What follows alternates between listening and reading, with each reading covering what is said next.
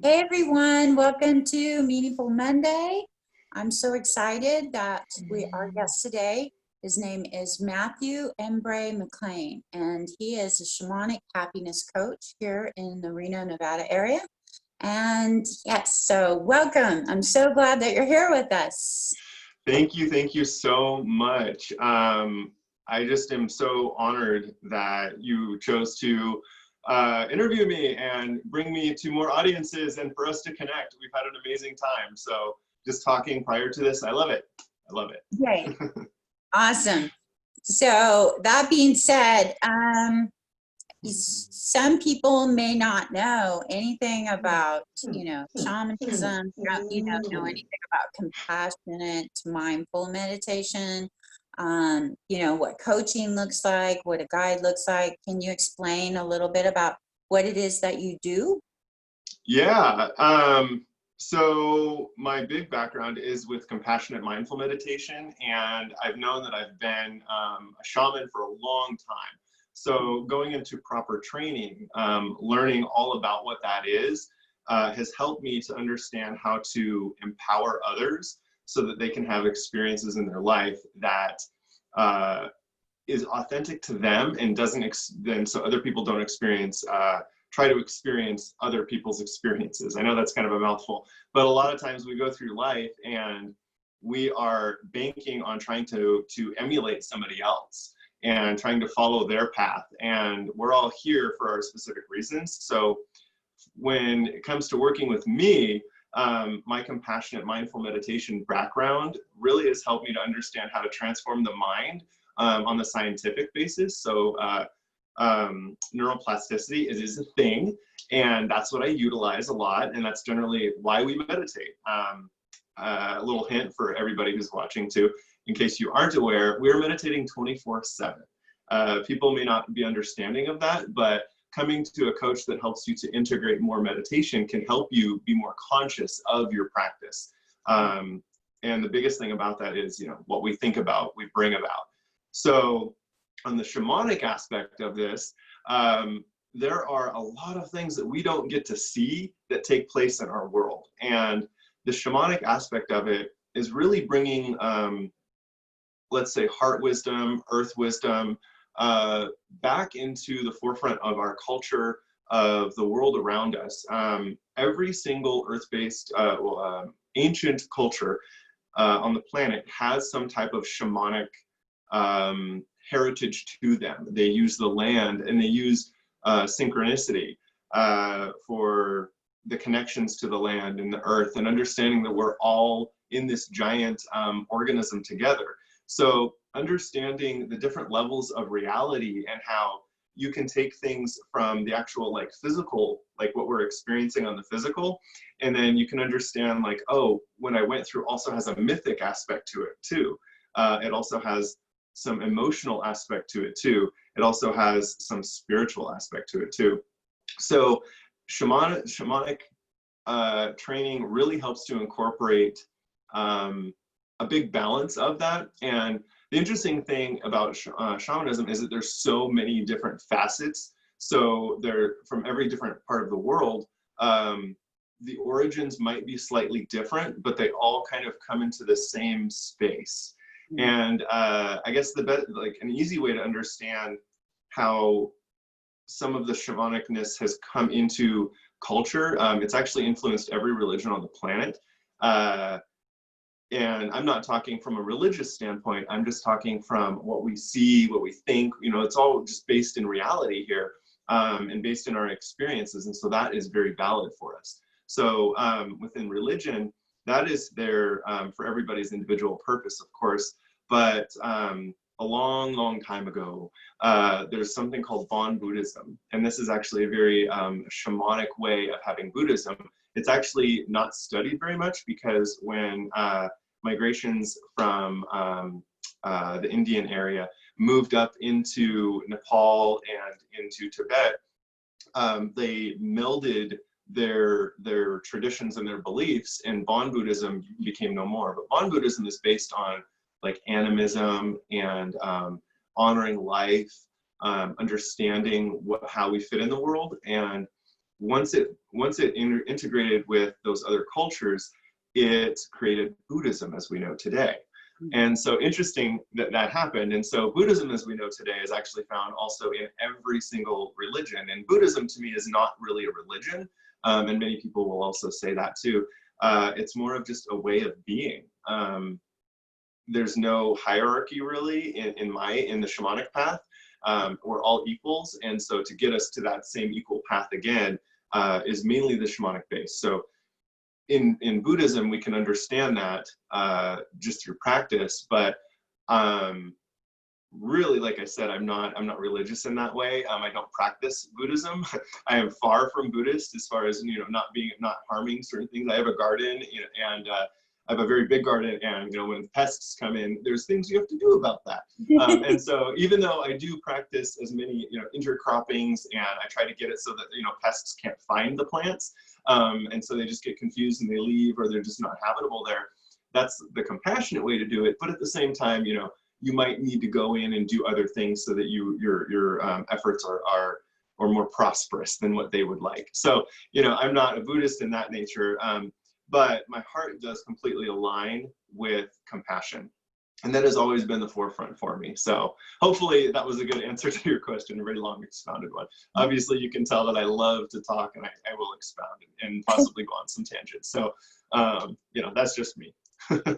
Nice. Yes. So like kind of leading into what brought you, what initiated the interest, and when growing up, did you say, this is what I want to do, this is the path that I want to follow, or was there a transformation at some point in your life where you said, this is really what I want to do moving forward? Yeah.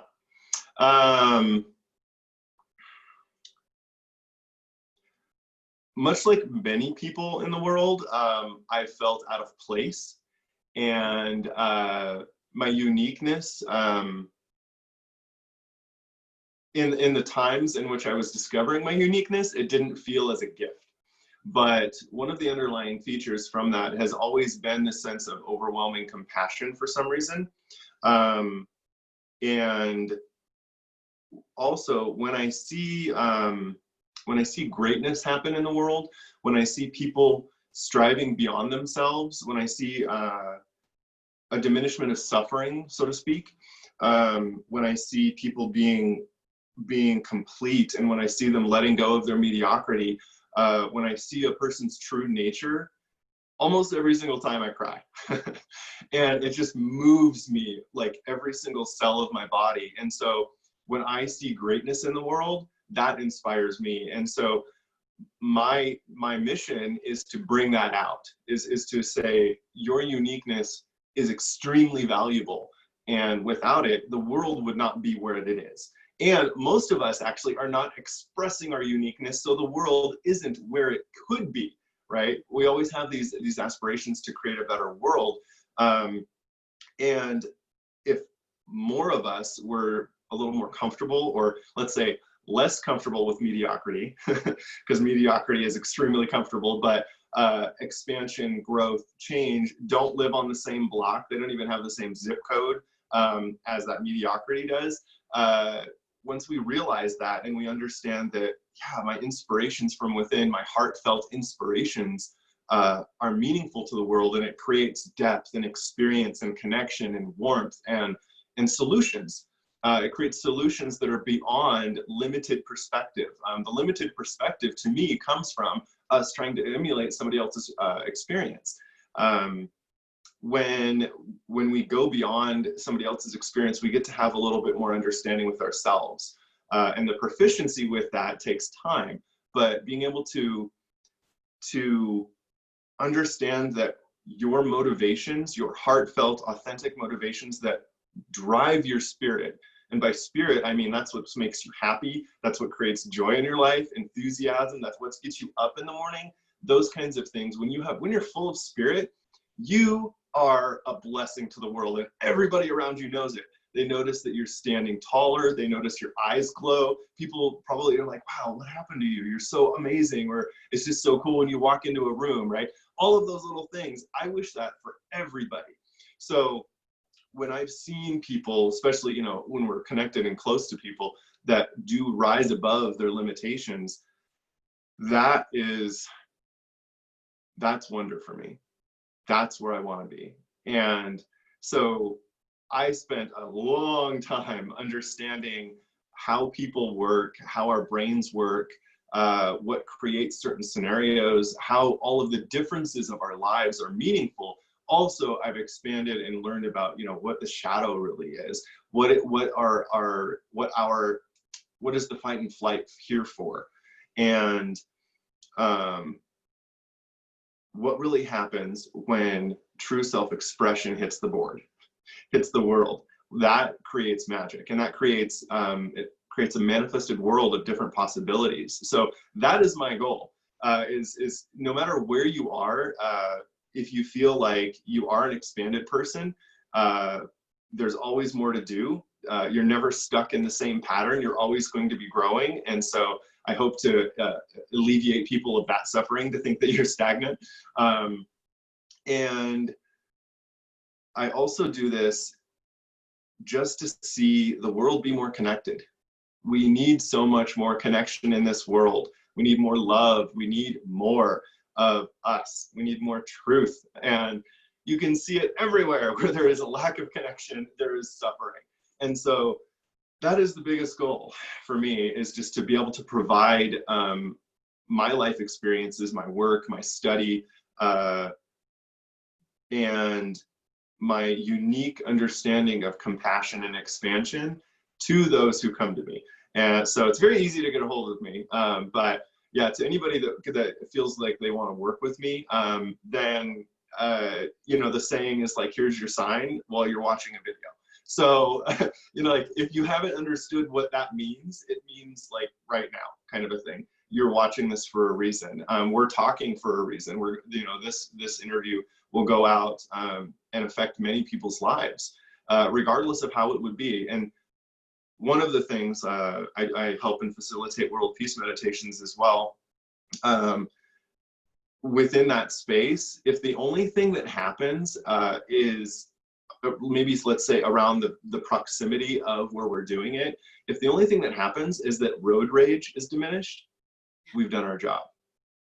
Something so simple, right? And that's kind of a silly way to look about it, but it's like, wow, that's actually kind of cool to be able to just prevent that little suffering. Because where do these little parts of unmindfulness, so to speak, where we let the negative emotions control us instead of being a whole being, we allow our negative emotions to come to the forefront. What happens if we weren't to do that so much? And how much do we actually influence the world around us?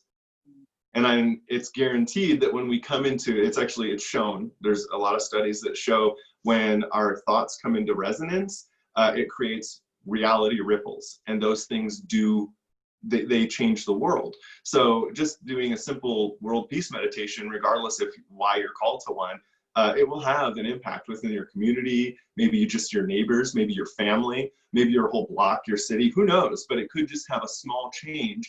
And it's okay that our little egoic perceptions, the little thing up there that is such the critical, doesn't understand it, because it's in the, we don't need to go into the quantumness of what we do and why we exist, but a lot of times the ego doesn't work in the quantum realm, in the belief realm, in the manifestation realm. It doesn't positively influence those things.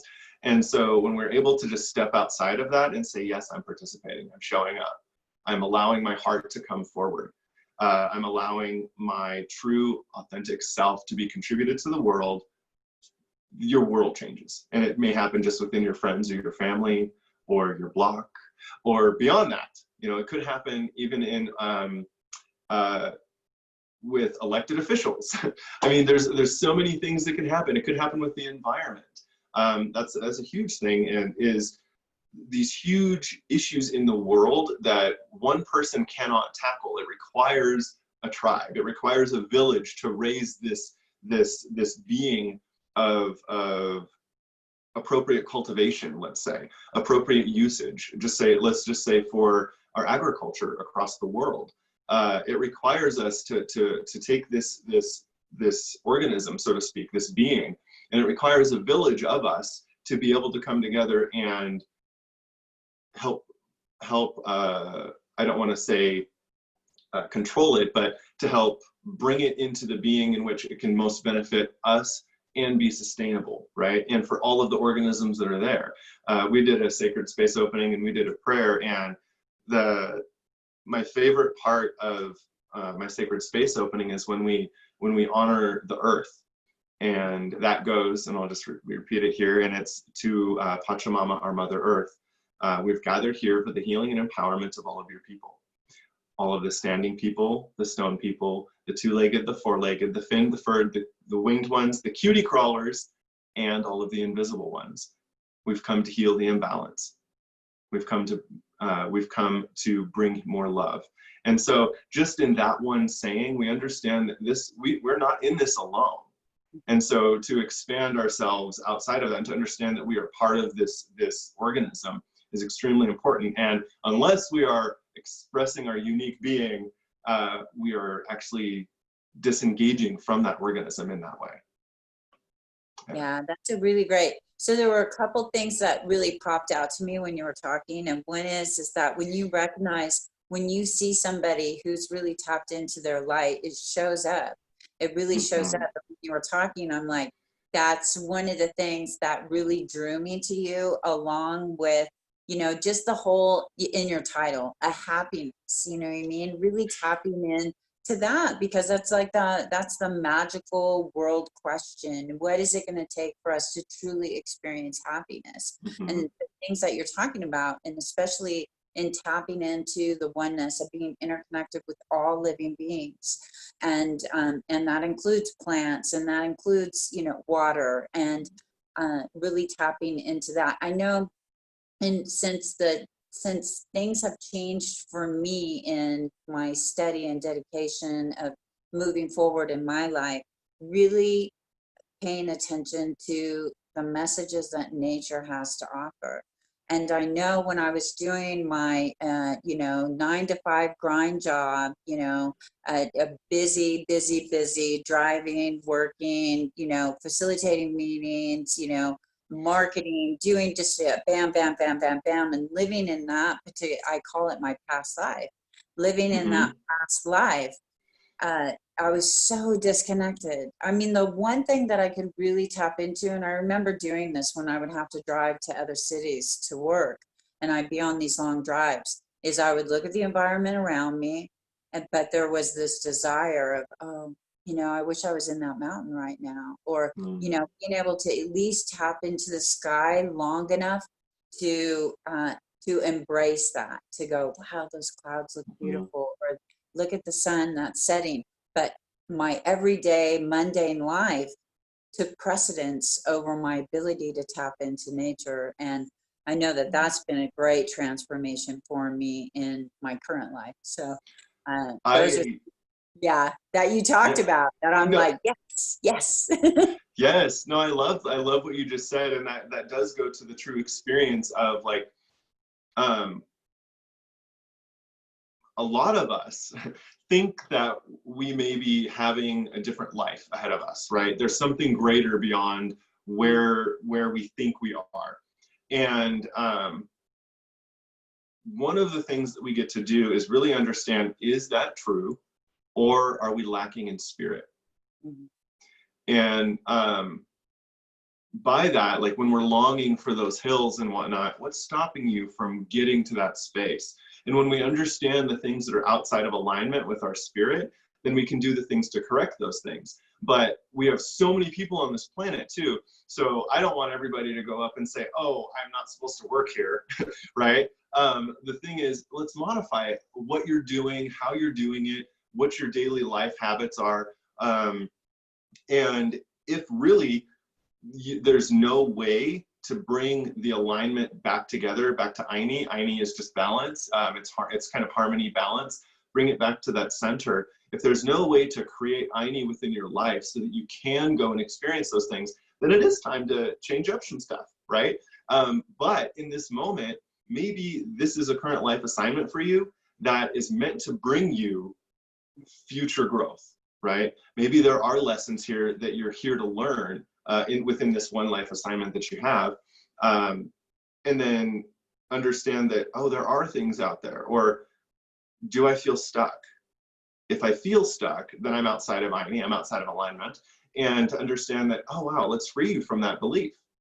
And let's get you to the real belief of this could just be a current life assignment. Or maybe because we've been outside of our spirit so long, we need to actually understand how to re-like what we're doing.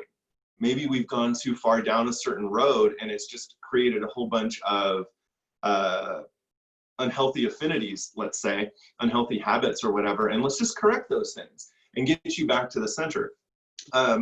Which really leads me into a question that I'd like to cover, and that is, because basically what you just walked through is probably how you would address a client that you have, right? So like, what does a session look like? If I was to come see you, what would the session look like with you? Yeah, so I offer a lot of different services. So it kind of just depends specifically on what your needs are. So I could just be like, well, you know, what's going on? What brought you in? Why are we talking? What's going on in your life? And for me, there's no judgment. There's no reason for me to judge anybody because I am the biggest critique of myself, and I don't need to do that to anybody else. And I'm sure that everybody is their own worst critique, and that's true. So we can just keep our judgments to ourselves, and that's okay. And to heal those judgments, we can express the pain that comes from those. So why are you here today? And from that, we can do some explorations into ways of improving on the coaching side, ways of improving your life and addressing the things that are out of balance and how to bring those back together. On the energetic level, depending on who you are, what you believe in, because I'm always a firm believer of respecting another person's internal. So just because I have a shamanic outlook of things does not mean that I'm going to force that upon you, right? That is not something for everybody. I'm here to serve everyone. And if you come to me, then I am here for you. Because we're in alignment for whatever reason, and we may come from different backgrounds, and that's okay. I do believe in all of it kind of comes together, so it's hard to just try and pick and choose one thing. So that's why I love all of it. But when it comes to why are you here, and the question could be like, or the answer could be something such as my relationships are suffering, and you can expound upon that. All of us have a relationship somewhere that's suffering in some way, and I go, oh, okay, well, let's explore that. So why do you think it? What's the story behind that? And a lot of shamanism is just understanding that there's stories upon stories that we believe. And that may or may not be true, right? The story may or may not be true because it's coming from our own perspective. Cool thing about science, and I'll drop a little thing, you can find TED Talks on this. What we perceive on the outside world, like let's just say the collective dysfunction of agreement, is that this is a singing bowl or a sound bowl, right? You and I agree upon that. It looks like one. Our reality has determined that this is what that is. Really, that's only 40% of our perception. So everything outside of here that we're seeing, we're feeling, we're touching, that's 40% of what makes up what we think. And 60% of that is the internal programming that's between the ears. It's behind the eyes. So what I go is, oh, okay, that's interesting, your story. Let's go ahead and see, where does this come from? Let's explore why we think this. And what is the internal programming that's creating that? And when we go into this space, I don't want to expound too much because it's kind of a dissertation. I work on so many different levels. I don't want to overwhelm anybody, but when we go into this space, we're going to look at the neurologic aspects, the neuroscience behind why you're thinking what you're thinking. And then we can understand that maybe we need to reprogram some stuff. And so, oh, okay, here's a couple exercises that you can do, whether these are meditations or whether these are rituals that you can create within your life, or habits. You can say ritual or habit, it's interchangeable. These things will help to modify your internal so that your outward expression changes. So that the next time, like, you and I may see this as a singing bowl, and somebody else may just see this as a bowl, right? Somebody just going to eat out of it or whatever it is. And the only thing that's dictating the difference is, you know, maybe they haven't heard it, or maybe every bowl makes noise to them, and it's a functionality to it, right? And that's perfect. So if you need to look at this as a bowl, that's totally cool. If it's causing you suffering, then that's where we need to address it. So that's the biggest thing, is where is your programming causing you suffering? And if it has to do with your belief in your story, then let's go ahead and unplug that and dissect it and see what's going on. Because if there is something out there that does need to be changed, that's out of alignment with you, then let's go ahead and realign how you're operating, how you're moving in the world. One of the things that I help people understand is that we can like put up boundaries, so to speak. But I always say, well, okay, is a boundary really, is it necessary for you to have that? Because it's kind of a black and white scenario. And if I say, hey, let's go into, is this in alignment with you right now? Then that gives you movement, right? That gives you, oh, you know what? This is out of alignment for me right now, so I don't need to be there. Oh, okay, so I need to do the work to shift away from that. And then we go, oh, okay, so how's your story now? And you go, oh, I have a totally different perspective. And you become healed from that. So that's like the coaching, and that's a shamanic view of certain things. And there's a lot more into that. On more of a spiritual aspect, we can dive into that as well. I'm also a Reiki master. So I've been since out of high school, and I'm currently 36. And so we could do a Reiki session if that's something that needs. And I am somebody who, this is Michael Sandler. I borrow this and I utilize it because it works. Kind, easy, gentle, good. You come to me, I will, the only thing that I align with, that is within my alignment in that space, is kind, easy, gentle, good for healing, because we do not have to go through trauma. And that is one of the biggest things. Pain is not totally optional, but suffering is. Suffering is trauma, right? Pain that has meaning, and we can find value in it with whatever it is, whether I burn myself on the stove, that's got meaning to it, right? I don't need to suffer, and I don't need to go and explode the stove. I don't need to, you know, destroy it or whatever. That's suffering thoughts. Oh, that's hot. I shouldn't touch the stovetop again, you know, that kind of a thing. That's a lesson. And yes, it may have been painful, but it is extremely valuable. And then we understand what's in alignment with us again.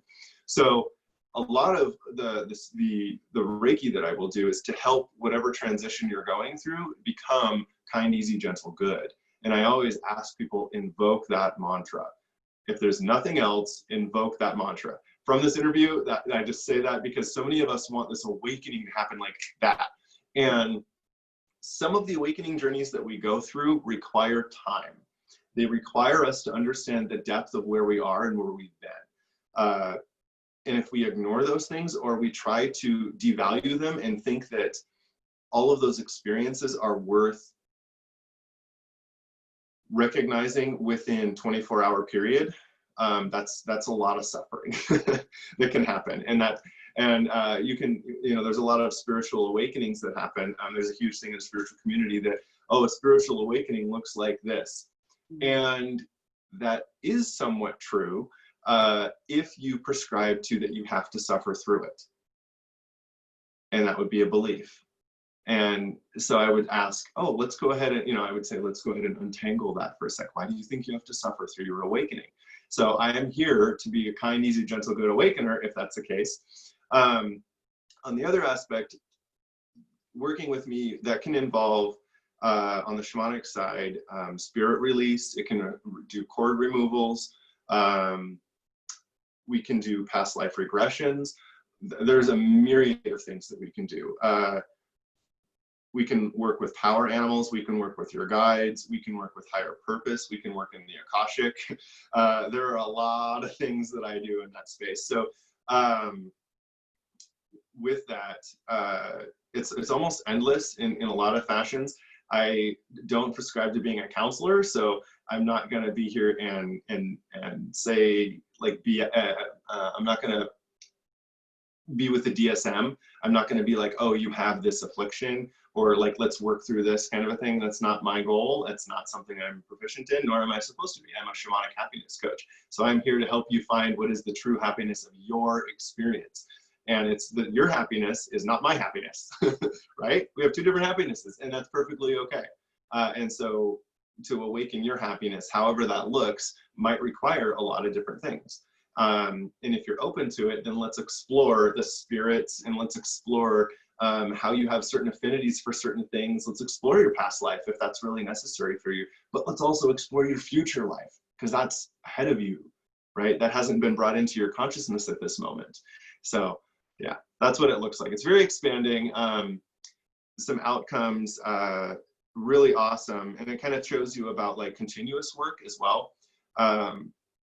I've had a group going for a little over 3 years, and it's just a compassionate mindful meditation group. It's a drop-in group, and you come and there's some type of lesson that we learn, and then we get to explore how to be more compassionate in whatever realm. And in those spaces, a lot of times people will be like, wow, this is really an issue, or I need to heal this. And maybe it's outside of their scope and they need a little bit of help. And one such example is one of the students had an issue with quitting smoking, and they felt really bad about it. They just didn't know why. They kept repeating it. So one of the things, of course, is to look at what's your belief in failure or your belief in success. And because that does play a big role in what we do. And then we came in and we did a little bit of work, some Reiki, and we talked about some past life stuff that was there. And then boom, they didn't have a craving at all. And eventually, coming back for more work is really important, because you can make life choices that bring you back to that space of woundedness, especially because when we talk about what's our belief with failure and success, if we don't address that, because that's a huge underlying cause for a lot of our behaviors. Yeah, we can relieve a behavior, but if we haven't gone to the underlying cause of it, one of your beliefs in your programmings, then you totally have the ability to have a reaffinity. Right? You can just reattach to that whenever you choose, or whenever life goes bad. So it could be, maybe we need to look at your outlet mechanisms, we could say, or your coping mechanisms. I don't like to use the word cope, because I don't like to cope in life. I like to thrive. But if we want to look at that and say, oh, what are the methods you use to bring ease to your current state? And if they're not healthy, then let's go ahead and examine that kind of a thing. So we would work in that way. So a lot of work with me goes very, very deep. I don't do frivolous work. I don't go on the top, and I don't say like a hug is going to fix everything. And the big thing too, also that I would astound to people watching, is that you're not anybody is broken. Every single person is a whole being.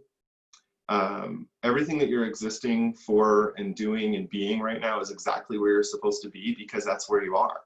You're not broken because of it. For people to integrate that really starts to change the scenario internally, right? Because then it gives you control. It gives you possibility of like, wow, okay, if this is me, then I could be a little different, or maybe who I am right now is outside of being in alignment with expressing my spirit, my happiness, my exuberation, right? And so how can I readjust to that? So understanding that you are a whole being, and it just requires us to understand where we want to be. And that's it. As simple as that. I know this is a huge, long explanation, and that's why I don't want to overpower too much. We could go on talking for probably 6 or 8 hours about this kind of stuff, but I would do that with you. So one more question leading into the beautiful offering that you're going to offer the viewers, and that is with who you are today, what would you tell your younger self?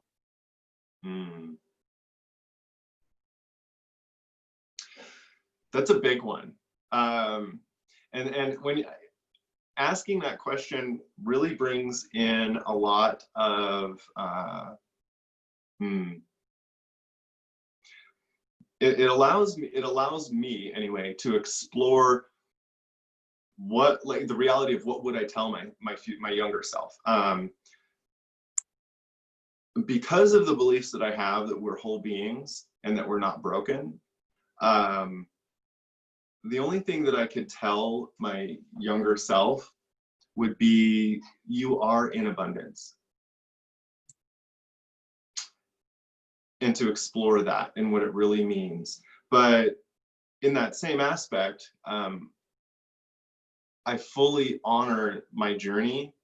I mean, I had a very unpleasant, of course, adolescence. Many people did, you know, junior high. It's basically filled with sociopaths. You know, we can't think, we can't regulate our emotions and all that kind of thing. So, you know, it's just, there's a bunch of sociopaths running around. And maybe it happened younger, who knows? But for me, those were very painful times. And when I look back on those times, I actually don't have a view of me suffering. So the only thing I could say in that moment would just be, believe that you're in abundance and align with that. And, you know, trust your inner self, of course, trust your calling, trust where you are. But yes, you are in abundance, and just let it be at that. Mm-hmm. Thank you for that. So you have agreed to share through example and kind of walk us through a little bit of a meditation and grounding, and I'll let you explain more of what we're going to do, or just walk us through and kind of prep us of what we need to do prior to. And I'm so excited about this. So yay. Yeah, so what I would like to offer and give everybody is a nice practice that can help us come away from suffering. It can step back from it and find lessons or find value. It can reprogram a little bit of us, or the way that we think, especially about certain scenarios. So for this, what I would ask everybody to do who's listening is go ahead and bring up a time that was unpleasant for you and that you were suffering through. This can be at almost any age. Generally, if it's more recent, I ask you to think of, like, you can think of a time in which, like the most recent time in which you felt this type of suffering. And then I would say, okay, just track back to the time in which this suffering was the most intense. And then let's go ahead and track back to the time in which this suffering occurred first.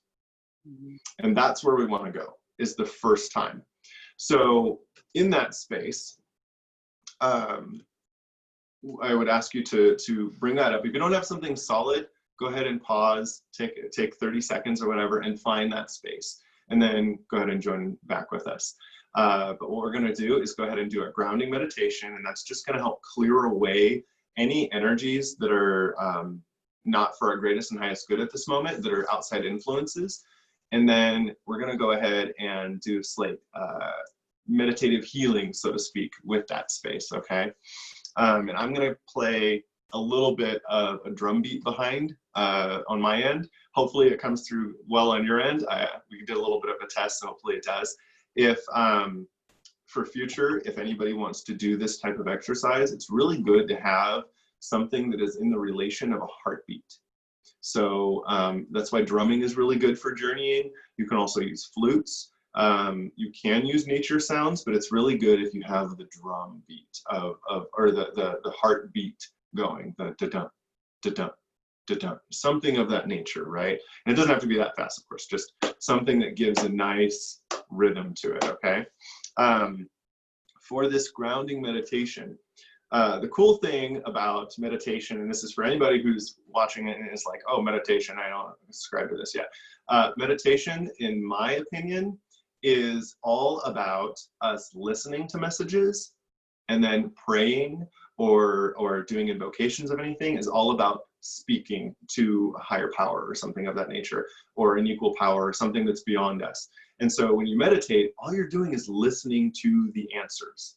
There's nothing else that's happening. You're quieting your mind, and you're just going within, and you're listening for the answers that come to you.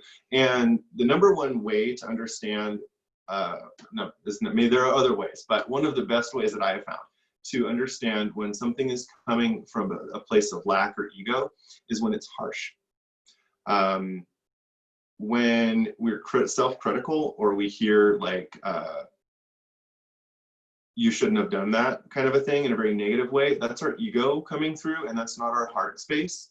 So anytime we're internal and we hear those things, it's okay to not believe your thoughts, right? We don't have to believe everything that goes on up here. That's just the number one thing. And so understanding that when we come to this space where things are a little bit more quiet and they're a little bit more gentle, in that space, everybody has their own relationship with what kind and easy and loving is for them. And so it's for them to explore, but understanding that when something internal is coming from a very negative or abrasive space, that is your ego. And that's okay to be there. It just shows us the level of our shadow that's coming through to bring us closer to love, to where we need to heal. And that's what I love about shadow work. Love shadow work because it just shows us to the extent at which we're disconnected from love in this moment. So awesome. Anyway, coming into meditation.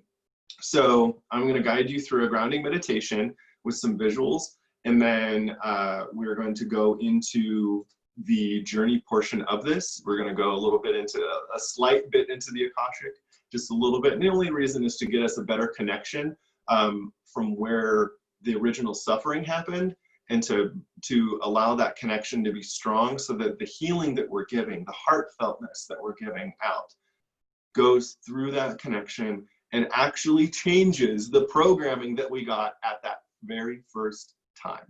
Okay. So let's go ahead, and I'm going to, as much as I can, follow with you with my eyes closed, because I'm going to be channeling some stuff, and I'm going to be feeling the container, and it's quite immense already. I can already feel a lot coming in, and so it's pretty powerful.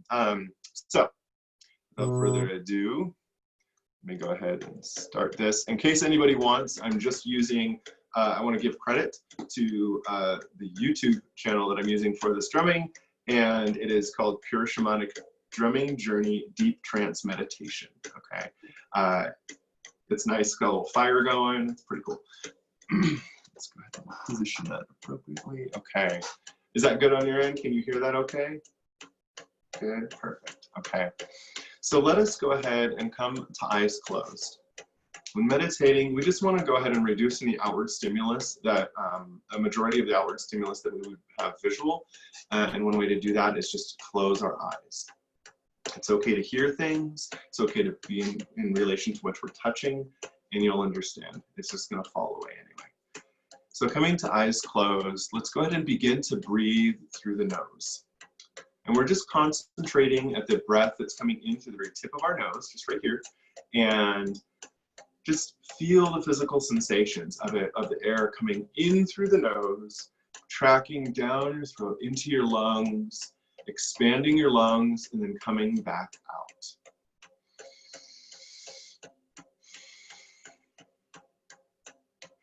With every breath, just feel how it helps you to become more solid where you're sitting, what you're resting upon. Maybe you feel like a mountain right now.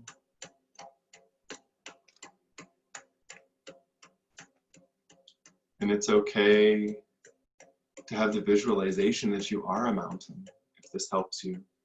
Maybe your shoulders are two other peaks.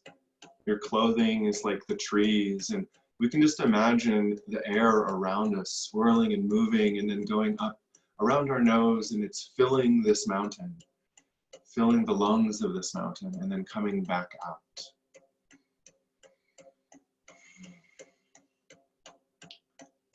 Because we're in this resonance, we can feel how supported we are with where we're sitting and what we're resting upon, how heavy we are.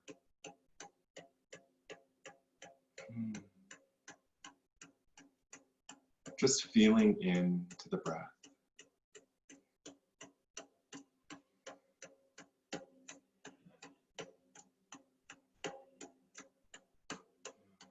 My puppy's in the same room and he's snoring with us.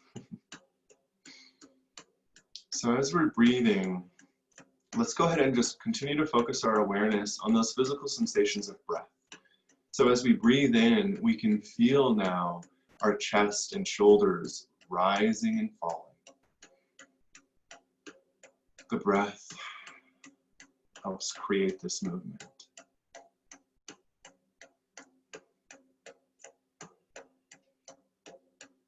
Going even deeper now, feeling how our diaphragm is engaged, how our stomach moves with every breath.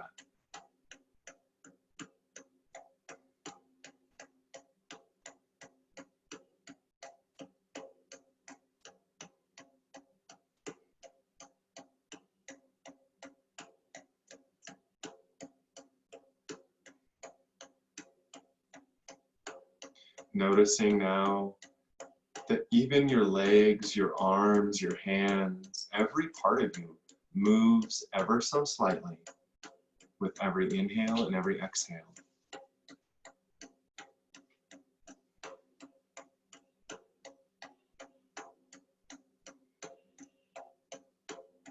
See if you can feel your heartbeat all the way down to your very tippy toes and all the way at your fingertips.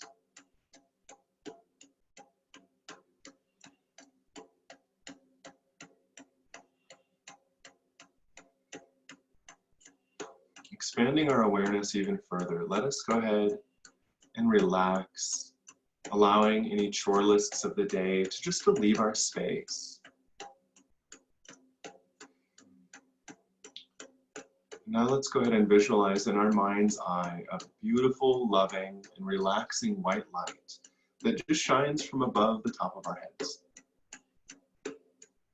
As it shines down upon us, it envelops all of our skin, moving around every single nook and cranny. And just feel. What does it feel like for love and relaxation to tickle every single part of your skin?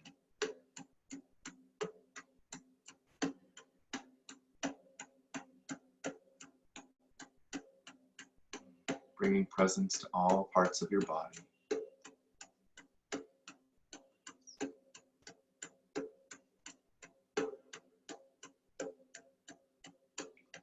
And we can invite this loving light into us, this in our safe container. And as we imagine it just coming in through the crown of our heads, and it's going to track with our breath all the way through our body. And so as it comes in through the crown of our head, you can feel your hair relaxing.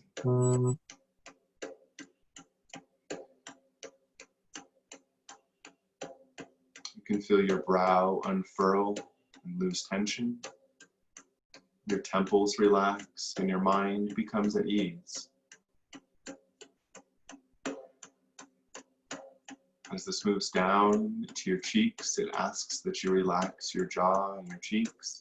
And maybe your tongue is just resting peacefully behind your upper front teeth. On your next breath, feel this light of love and relaxation enter into your neck space, moving down. And as it moves down, it pays attention to anywhere that there is stiffness, soreness, and a lack of mobility. And it replaces it with mobility, with support, stability, and relaxation.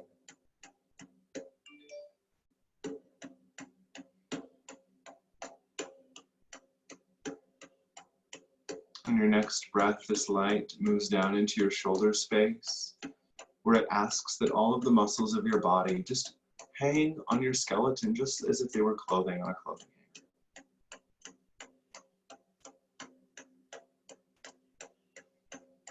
Breathing now, you can feel that light go down your arms, past your elbows, through your forearms, into your wrists, and your hands.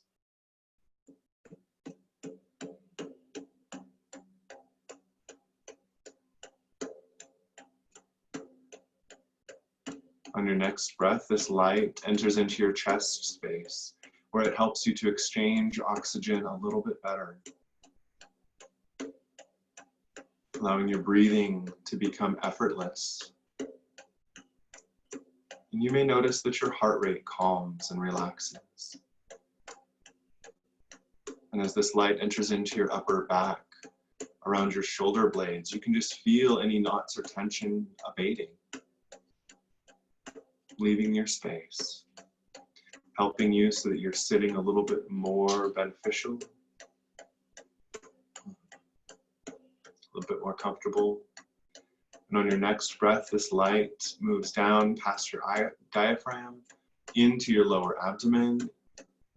And as it does so, it just interacts with all of your organs there, helping to remove any toxins, helping to wake up your organs, building a greater level of communication with you so that you may perhaps alter your diet or understand what your gut feeling is really telling you. Feeling the relationship with yourself coming back into Aini, back into balance. And as this light goes down your spine, you can feel it, paying attention to every single vertebrae to remove any pain, any stiffness or soreness, again, to be replaced with flexibility, mobility, and relaxation.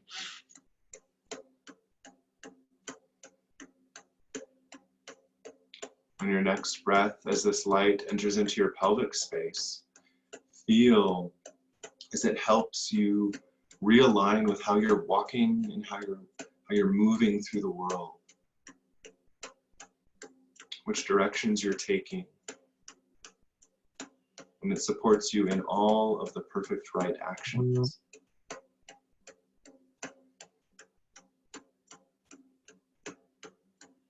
On your next breath, this light enters into your quads and your hamstrings, through your knees, into your calves and shins, through your ankles, into your feet, and all the way to your toes, where it helps you to build a little bit stronger relation to how you stand in the world.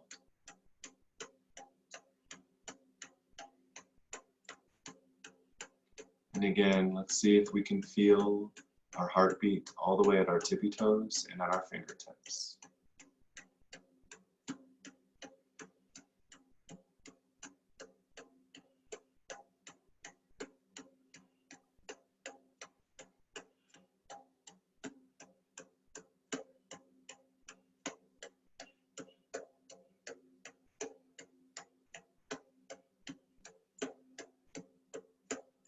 You can remain in this space for as long as you want. Just allowing this relaxation of love to infinitely come into you, to infinitely meld with every single cell of your body. All of your skin, all of your fat, all of your muscles, all of your connective tissues, all of your fascial tissues around your organs, and all of your organs.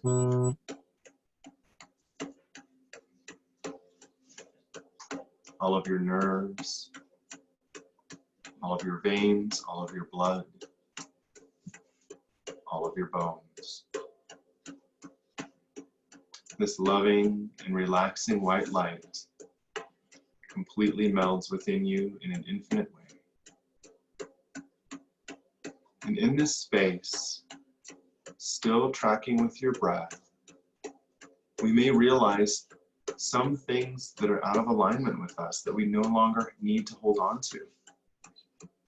And if that is the case, then I encourage you to go ahead and send a grounding cord going from your coccyx, your tailbone, all the way down into the very center of the earth. And that can look like however you want it to, whether it be roots, rope, a chain, a cord of light, whatever is comfortable for you.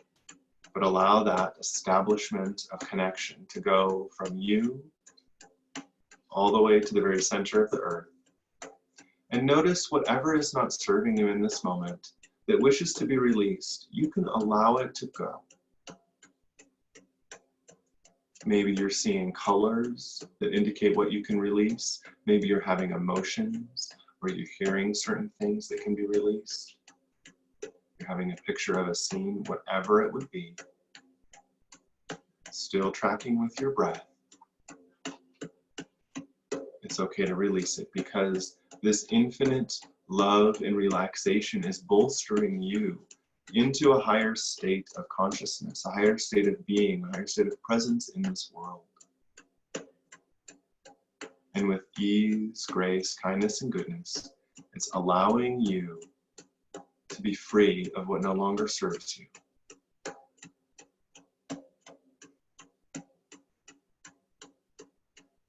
In this space as well, let us just go ahead and utilize this love and this frequency and understand that anything that's outside of this loving and relaxing frequency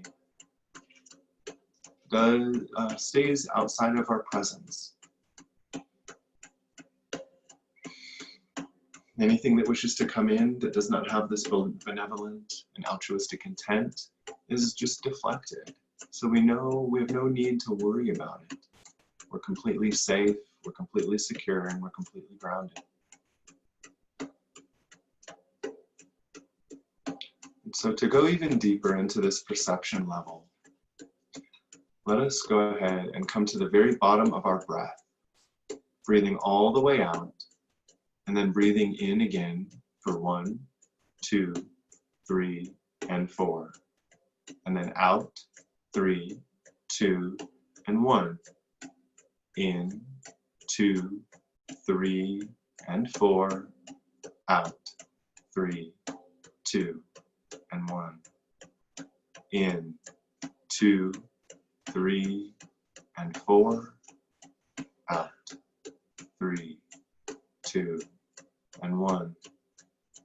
In, 2, 3, and 4.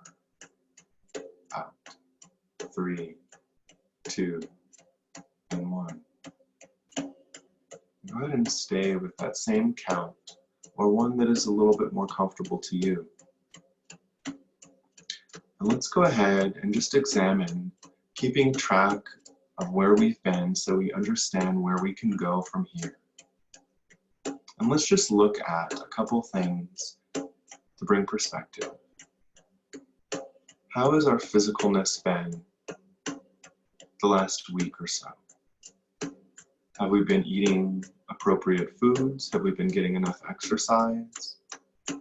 Enough sleep? Drinking enough water? Anything that has to do with our physical body is keeping track of the level of love that we're giving it. And understanding where we can expand that love.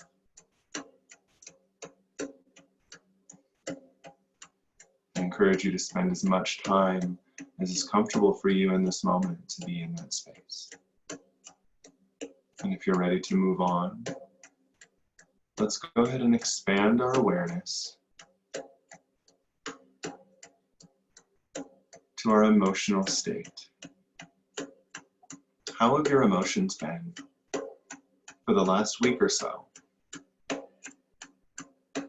Understanding our highs, our lows.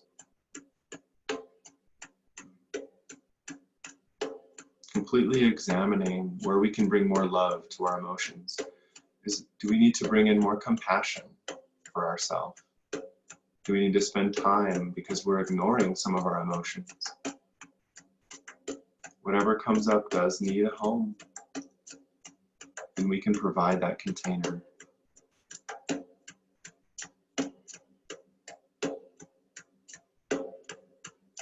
Spending as much time as is comfortable for you in that space.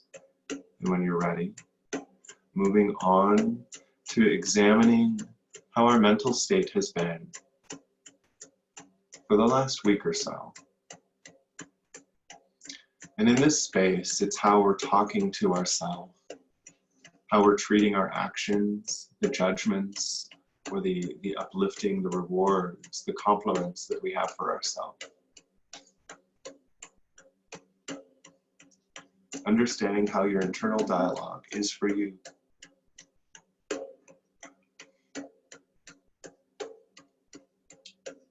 And understanding where we can bring in some more love to that space. moving beyond and even deeper into our perceptions, going into our spiritual space. In this space, the spiritual self is again where you are elated, you find joy, you find happiness, exuberation, motivation. And so for the last week or so, how has your spirit been? And we can just examine that and understand where we can apply a little bit more love so that we may experience our spirit a little bit more authentically.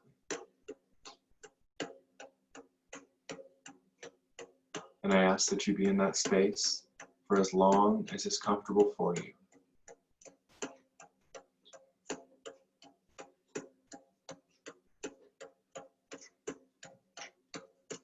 And when you're ready, let's move on and go to the perceptions of how the temperature is on our body.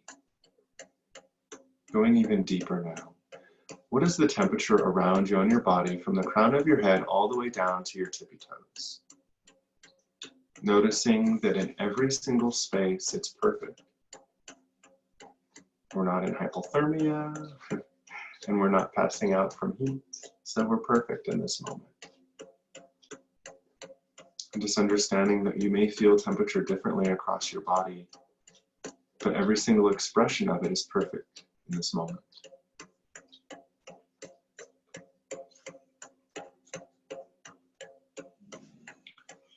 On your next inhale, let's go ahead and expand your awareness to the sounds that are within and without the room, or the space that you're in. Looking for the space that's in between sound, so that one moment feels like infinity, yet we have the realization that infinity is just one moment. A sound is just a sound. A percussion is just a percussion. A long note is just a long note. A high note is just a high note. A short note is just a short note. And a low note is just a low note. We're allowing ourselves to let go of any information that a sound may contain.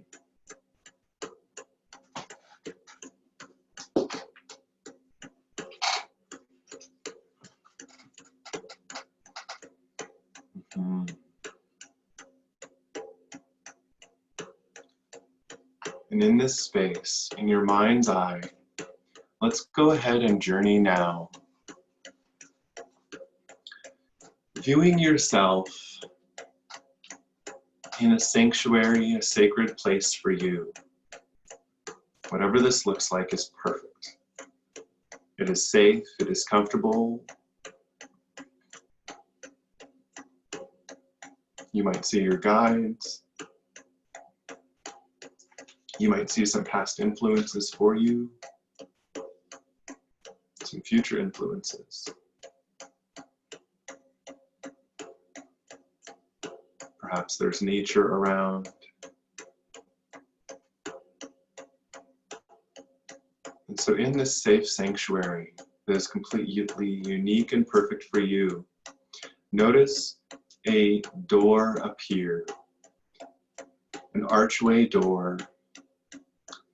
This door is surrounded with stones that have golden inlays of pictures and writing that you can read.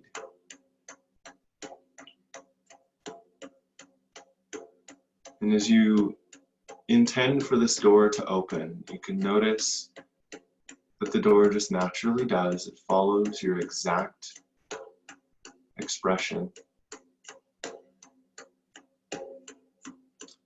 And beyond this door, you can see a bridge that leads itself into a library.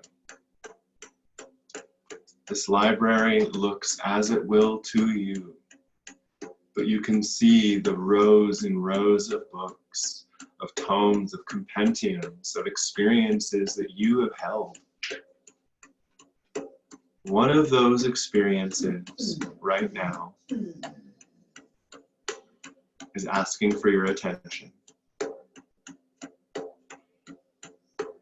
And so notice which book is calling out to you, which tome, and go over to that. And this is the experience that we were talking about that created suffering for you, the very first time that you felt suffering. And we're going to go over to that book.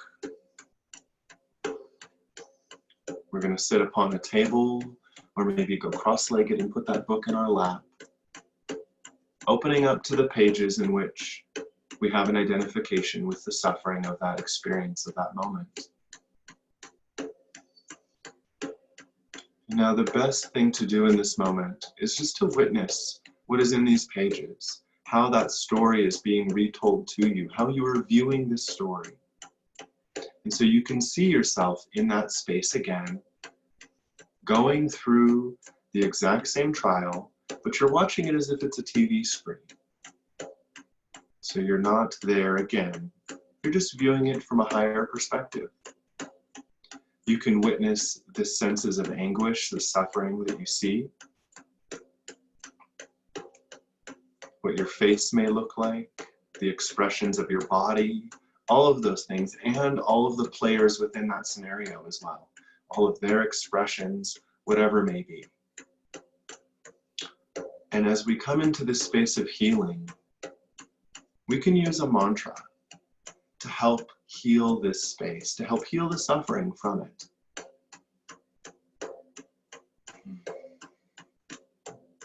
And in this space, this mantra can be something of a little more authentic nature to you, but I invite you to use the one that says,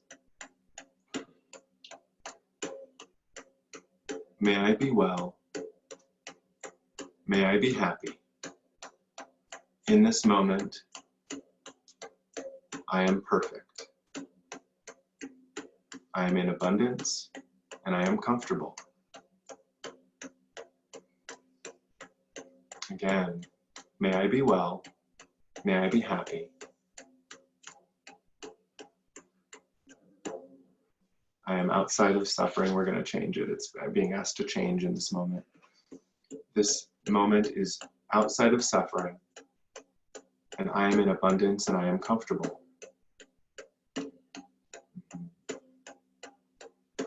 And so when we align with that statement and we're saying it internally, and if you're comfortable, please say it out loud. I am well, I am happy, I am outside of suffering, I am comfortable, and I am in abundance. You can say this internally or externally if you'd like. And so after you say it once, I am well, I am happy, I am outside of suffering, I am comfortable, and I am abundant. You just notice all of the expressions in this scene, every single person's body language, all of their emotions freezes. And the recognition that you are intending to speak to them from a higher place of love takes over. I am well. I am happy. I am free of suffering. I am comfortable, and I am in abundance. As you say that again, you can notice that the tension in the scene abates. It begins to take on a very neutral setting. You can see that body language starts to shift and become more comfortable. I am well. I am happy. I am free of suffering. I am comfortable, and I am in abundance. As you say that again, you can notice that you lock eyes with yourself. This previous version of you feels your completely altruistic and loving intent. And you begin to see a little bit of hope in the eyes that you're looking upon. I am well. I am happy. I'm free of suffering, I'm comfortable, and I am abundant. And as you say that, you begin to feel a little bit of lightness within the old you, that previous version of you, and everybody else that's there. You can feel a little bit of joy emanating from them. Their expression begins to change, and they start to smile.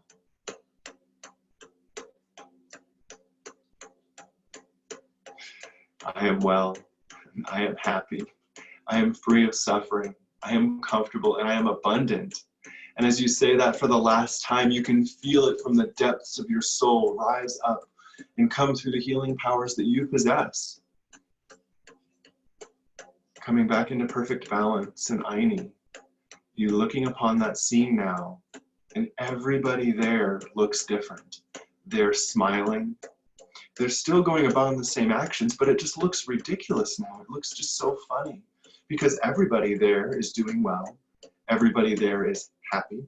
Everybody there is free of suffering. Everybody there is comfortable, and everybody there is abundant. And so no matter what is being said, all you hear are exchanges of laughter and joy, and you begin to see tears of joy come upon your face, of meaning, of prosperity.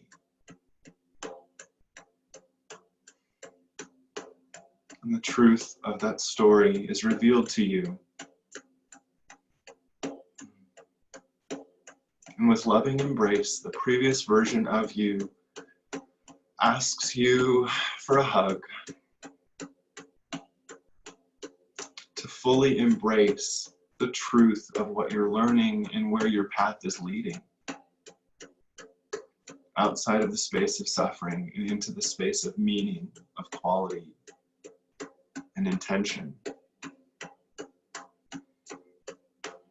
We do not need to hold resentments for anything that's there.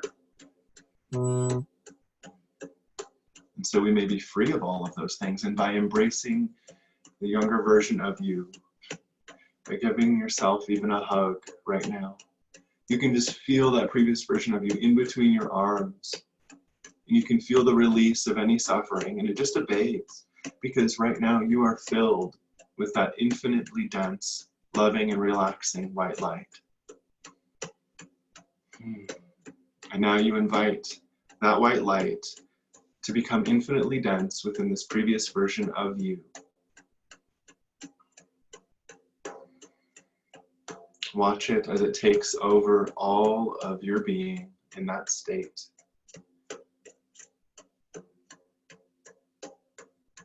We're letting go of a story. We don't need to make sense of it anymore. And you can still feel the tears of joy just coming down your face. Tears of happiness coming down both your faces.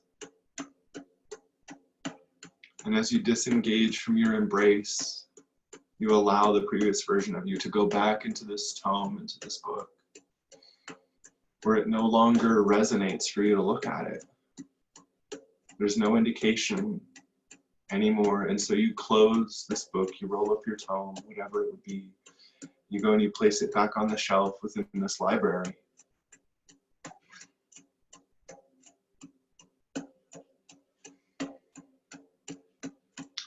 You begin to walk back outside of the library, across the bridge to that golden doorway, that arched doorway. And as you walk over, you just notice that everything looks so much more vibrant now. Notice there's more colors, there's more sounds of beauty around you, whatever that is for you.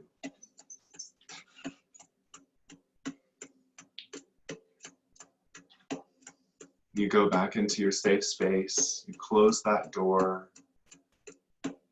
giving gratitude and thanks for your journey, for the time you're spending here today. For taking the time to love yourself, expand yourself, to understand yourself more, to understand how your unique experience is helping you to be more amazing in this world. Without who you are in your heart, this world would not be the same. You are an invaluable part of this world. You cannot be disposed of. Every step you take has meaning and purpose.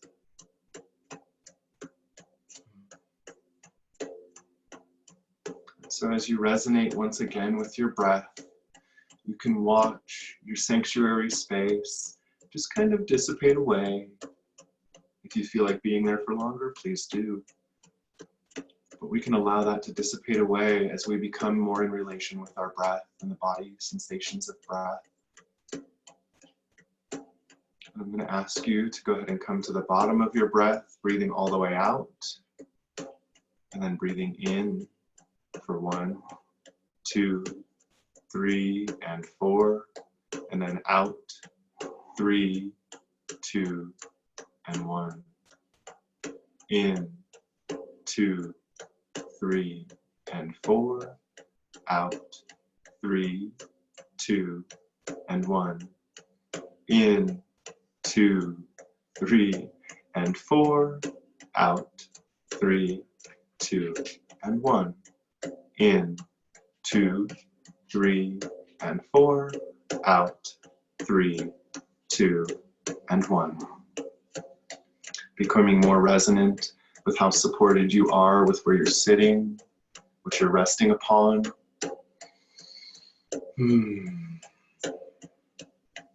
Feeling a little bit more of your body.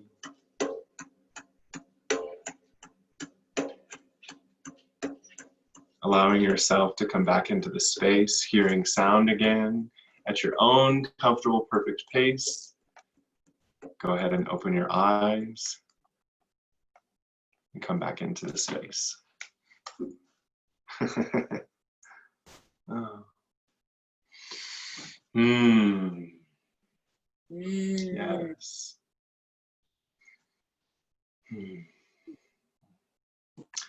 So thank you very much for allowing me to facilitate that for you. That was a very channeled, guided meditation in that space. As you could see, some things were changing, and I loved it. I loved how we were able to adapt to the container. And it's amazing because I could feel everybody's energy just so hyped. And then it continuously came down and down and down and down. And it was just like, we're here. And you could feel the oneness take over. Yeah. For me, I'm not sure. I was in the channeling moment of guiding everybody and holding that container. So I didn't have a version of myself come through. But I felt the change of something somewhere, of somebody's heart opening, and I just started to cry. I don't know if you guys saw, you probably did, but that was just beautiful. I was like, oh, look at that. So, yes. So beautiful. I had an amazing experience. So, yeah, that was amazing. Amazing. Yes. Good. Do you want to explore that experience for a moment? Just so Sure. others have a relation to, like what could be. So my space of suffering was a shadow that's come up for me over the course of the last 6 months, which almost 90% of some of my suffering currently and throughout my whole life stems from the original of the feeling. For years I worked on not enough. You know, that's what I worked on for years and years and years. And now I've taken it a step further, which is that feeling of being unwanted. And that stems from trauma as a baby. I was given up at 9 months and adopted. And so throughout my whole life, there were these threads of not good enough, but underneath that, it was the fear of not being wanted, right? So when you said suffering, I said, okay, well, this is where I'm at. So I'm going to go to the space of unwanted. And so I went back and had this experience of being that child in a crib alone, or, cared for not well, fairly neglected. And in that experience, being able to, like the minute you started the mantras that I am well, and just seeing that child transform and get the light in her eyes and smile with the little toothless smiles and that little fat face, and embracing her and holding her and letting her head just sit on my shoulder and rocking her. It was a really beautiful experience. And a couple other like symbolisms that came up for me as we were grounding. So I've recently been working you know, a leopard has really, really come strong for me. So I'm like, okay, well, I'll work with that, right? Hmm. But leopard in, even though there's a little bit of a protective, nocturnal piece to it, but leopard for me has been very loving. You know, leopard energy is the kind where I can just grab leopard and rub my face and just lay on the ground and be playful. And, you know, that piece of leopard has come to me. And then every time you said freedom, every time you said release, I saw. So for me, in my kind of being in touch with my own clairvoyance, I have triggers, and one of the triggers is violet purple, and usually violet purple will form in things that are being messages brought to me. And so every time you said freedom, it formed a violet eagle, and it would sweep the release, sweep the emotions, and dive into the center of the earth and give it to, you know, the center crystal ball, basically, and just release it. And then I kind of latch on to something again, and it'd come and it'd swoop it and just swoop right into the center of the earth. So it was really beautiful. But I'm an artist, right? So it is very easy for someone with my imaginative, colorful mind to take journeys in that regards. But I'm really hopeful that all the viewers are going to be able to latch on to some of that too, because it felt very powerful for me. Yes, yes. Your description of your journey is very deep and very, very courageous and strong of you to be able to go to some space that's so much of a core for you. And that's so valuable, and it says a lot about your journey right now. So good job. You're doing good. You're doing amazing work. And I wanted to expand upon what you did, just a little bit of what you experienced in that space. And a lot of your description was very internal, right? Very, very internal. And so some of us might understand, most of us probably are having that same experience, a very internal re-identifying with how I felt in this moment. And that's exactly what we're here to do in that space. Now, there are multifacets to the am I good enough or am I wanted and all of those things. And chances are that that experience is a compound experience or a compound programming. So the next time you go into this one, you may not see your suffering as a baby in the crib. You might be able to see the suffering of the people around you, right? And then you could see, you could see and say, wow, oh my gosh, they were in so much suffering. Like, what caused them to have to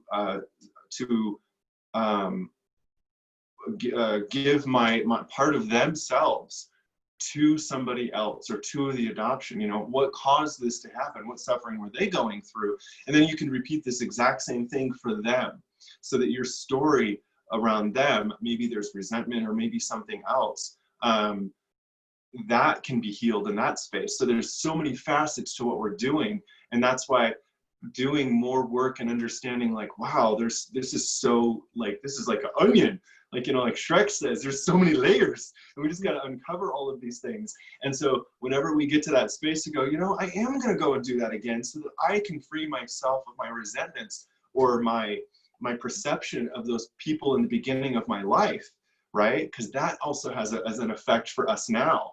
And so I just wanted to expound upon that. Thank you so much for giving us your journey there, because it gives the audience a little bit understanding of how deep this goes and how much love we can give to ourselves. And then, oh my gosh, the symbolism you got on the mythic level is just amazing. Having a violet eagle come in, oh my gosh, eagle is soaring above your story. It is soaring above any suffering. You're able to look down upon the situation and see its truth of its beauty, and you get to gain its wisdom.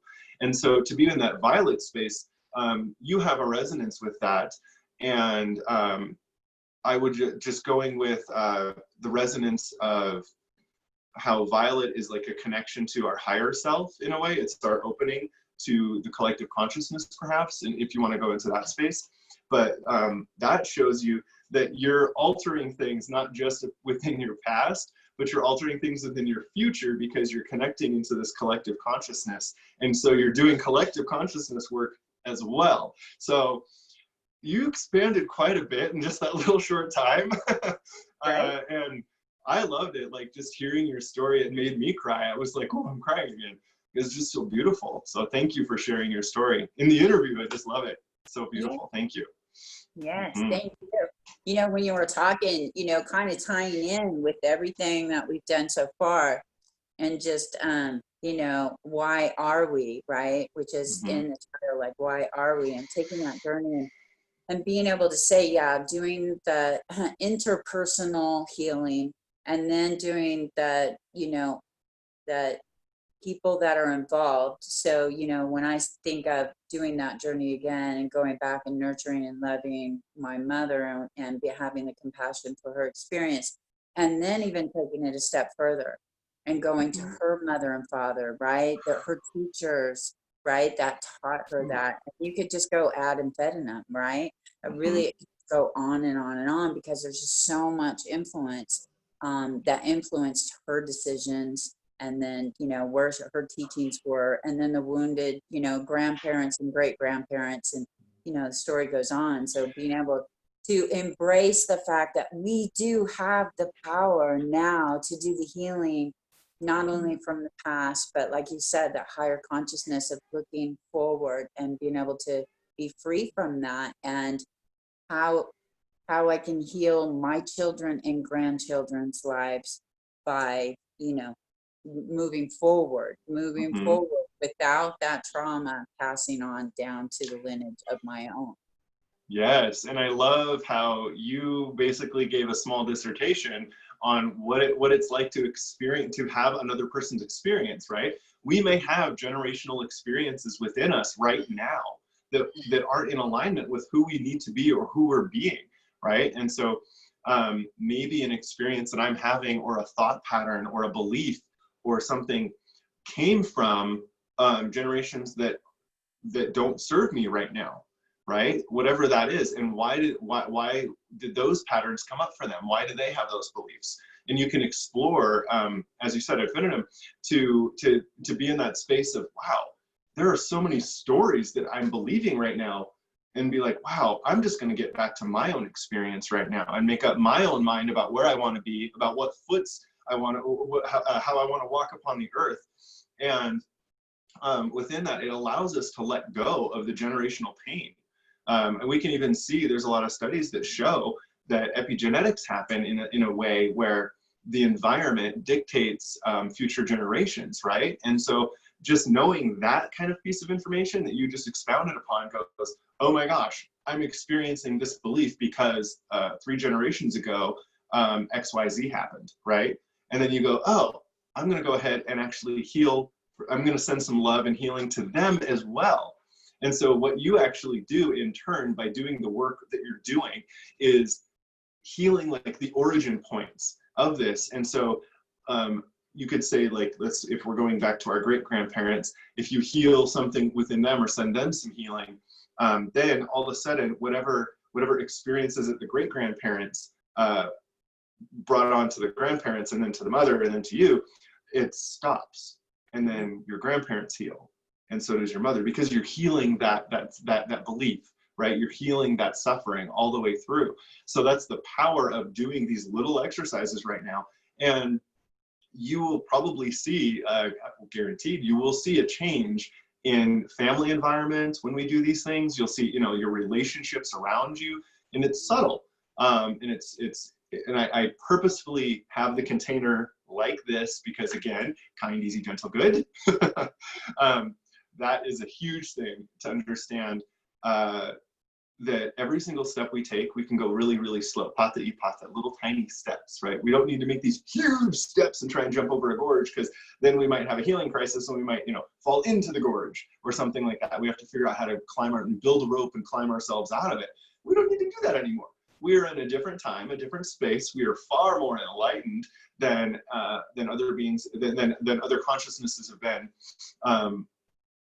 in this current iteration on the planet. And so we can see just how powerful that one little exercise is. And that's just a tiny smidgen of anything that we could do together. And that's more of like, what I guided us through is more of a group class setting kind of experience. That's something that I would bring to the compassionate mindful meditation. So yeah, that was beautiful how it just perfect. It just came in so perfect. So I love that. Yes. Yay. Yes. Thank you so much. So in kind of finalizing,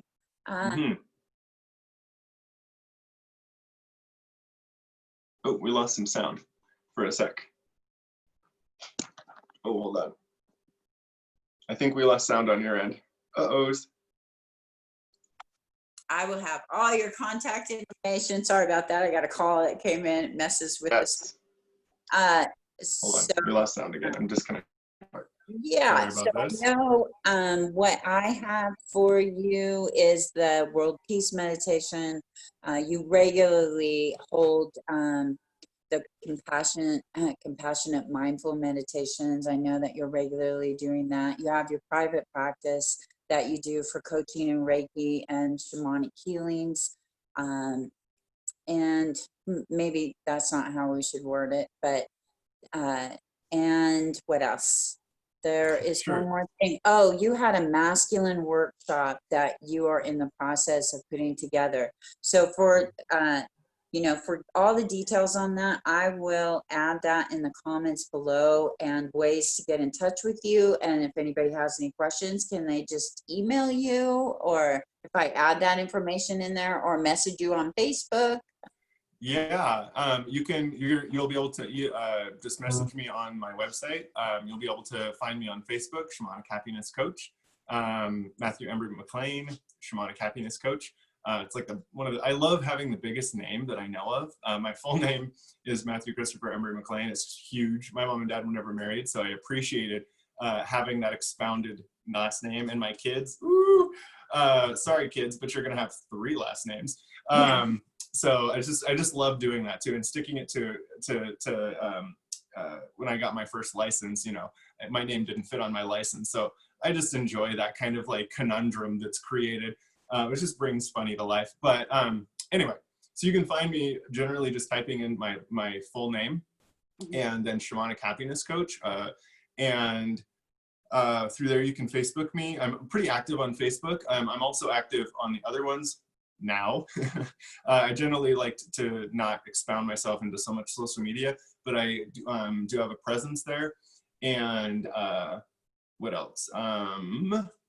You can, on my website, again, contact me, leave me an email. My email for that is actually promotealtruism@gmail.com right now. That's just my personal email. I love it. But you can also go through the Shamanic website as well. Yeah, for any of those classes, I actually hold 3 classes in town. And just so I don't get the names of them wrong, the current one is, and they're all basically a compassionate mindful meditation of some form. Early on, they deal a lot more with establishing that type of practice. And so the first one is Compassionate Mindful Meditation, Foundations of Meditation, where I teach you from A to Z, what it means to meditate, how we do it, what influences us, all of these things. As you can see, just a small experience was extremely extant. And in that space, I want people to have fluency, to understand what their experience is. And so that's what that class is for. And then the next class is called the Ambitious Meditator. And that course is more for us to delve into, as we're doing our work, the things that come up, okay? And so as we're doing these things, how can we dive deeper or change certain habits, or, oh, this is what this is doing. And we can really explore into that space. Has to do with perceptions of the world around us, a lot of reprogramming, a lot of fun, a lot of talking, good stuff like that. And then the last one is called the Thaumaturgic Meditator. And basically thaumaturgy is one who creates miracles or magic. And so you're creating miracles and magic in your own life through these types of meditation. And so it's literally like, oh, you want to be able to manifest something in your life? Well, what you think about, you bring about. So now that you've had all of this other experiences, boom, let's actually learn how to do how to go from thought to emotion to action and bring that into the world. It's, you know, a lot of the laws of attraction stuff, and it's great to attract something, but it's also good to make sure that it actually hits the 3D world. So that's what that is. Those courses all build off of one another. And as you go through that course, if you do, there's actually slight discounts that you get for attending the next one. So there's always affordability built in. And then at the end of the year, I do the Shamanic Manifestation Workshop, which is unlike any manifestation course that anybody's really gone through. It's very, very big. Last year, I did it in 2 days, and I felt sorry for the people because it was so much stuff. And so coming back into that space, I discovered like everybody had homework, and they didn't do anything else but the homework for that class. So I'm expanding it to 3 days so that we get more integration. But that space really helps us give a good barometer of where you are, where you can be, what your internal, let's say, what you're here to do, why are you, kind of a thing. And so that's a really expanded one. And then, yes, you mentioned that I do world peace meditations, and I try to partner with somebody because I completely believe in collaboration instead of competition. It is, you know, I partner with whoever is in the same alignment, kind of a thing. As far as this world peace meditation kind of stuff goes, I've held, I want to say at least 9 in Reno or so. I lost count by this point. Yeah, and then soon we'll be doing some with other people that are not so local and that are a little bit more well-known, I should say. Not giving any details right now, but all of that stuff's in the works. It's super, super exciting, and it's hard for me to even sit. Like, I don't even want to sit because I'm so excited about that. But the other course that I'm super excited about, like you said, is the Sacred Masculine course. There are a lot of women groups out there, and I love the women groups. They are very, very necessary, and they always have their place. And now men also need to do the healing. And so that is what the Sacred Masculine group is for. It's going to be coming out in about October or so. So just stay tuned for that. It'll be published on my website and all the social media stuff. Awesome. Very good. Very nice. Let's see. Was there a mantra that you were thinking about in regards to our little journey today? In regards to, say again? Was there a mantra in regards to our journey today? Is it that? Yeah, to repeat for everybody, that mantra.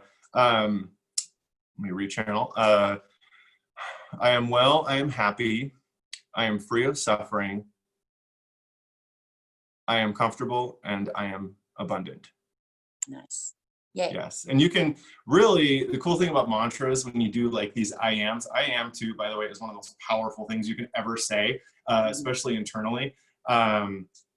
It just does so many things on the conscious level, the unconscious level, everything. So you can rearrange those in almost any space you want, and it still has the same effect. Yeah, so that's what it was. Yes.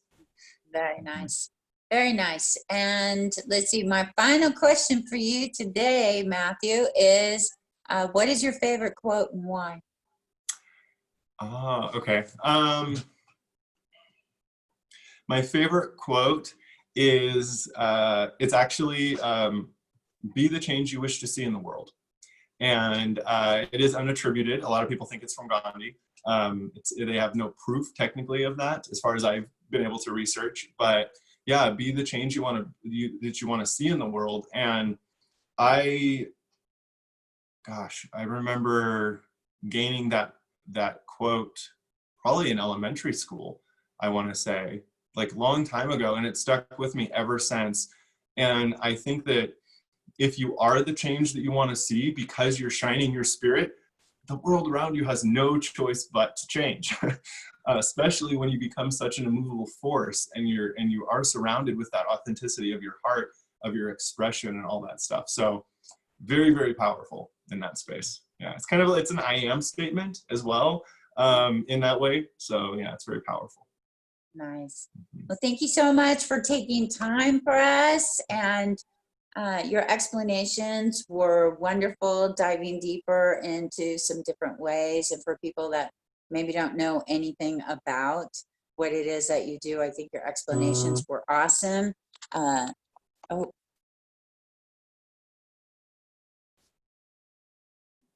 Always. I lost you. Okay, there I am. There you are. Okay, sorry about that. Okay. And so thank you so much for offering us that meditation, that journey. It was super powerful for me, and I'm hoping that the viewers have, you know, something, whatever it is that Creator has to give them during that process. And I'm going to put all your information down below so people know how to get in touch with you. And thank you for so much time, because we've met with each other a couple times before this interview. And I'm just looking forward to being able to meet you in real life very soon. So I definitely plan on, I don't know, popping into one of your meditations in the park or something and saying a big hello or sitting in with you. I would love that. I would love that. Love that. Yes. And of course, once it's safe enough, I would love to get a hug. You know, once it's safe enough, we gotta respect the reality of what we got going on. And yes, once it's safe enough. So yes, thank you very much. It's been an honor to be with you, to talk with you, expand with you, journey with you, all of the things, and everybody who's watching, all of your subscribers and everybody who views this, thank you so much. It's really wonderful to be connected in ways that we don't even imagine that we are connected, and it proves that we are not separate. The more that we integrate with one another, the more that we realize that connection is real and true, and it's at the foundation of our life. Thank you so much. I hope you have a fabulous rest of your day. Cool. You have a great day too. Okay. I will see you in Namaste. Namaste.